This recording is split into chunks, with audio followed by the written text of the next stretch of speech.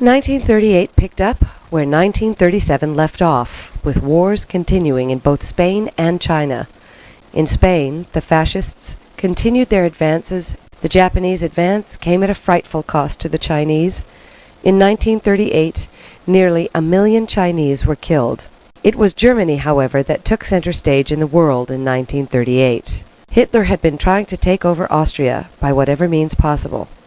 He attempted to have the Nazis in Austria seize power internally. When that seemed unobtainable, and the Austrian president called for a plebiscite to determine whether the Austrians wanted to remain free, Hitler could not take the chance that the Austrians might vote against joining with Germany. So he ordered the German army to enter Austria and declare it part of the Reich. Thus, in one stroke, Hitler accomplished his goal of Anschluss, the union of Germany and Austria.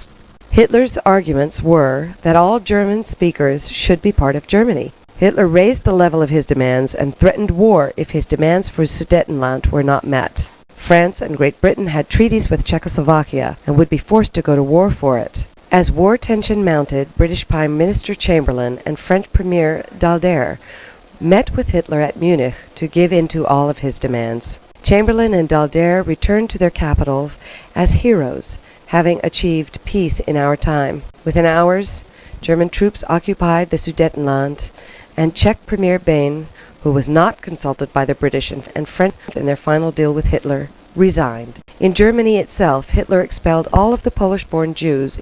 They were forced to live in a no-man's land between the Polish and German borders. The son of one of the exiles, Herschel Grinspan, decided to take actions.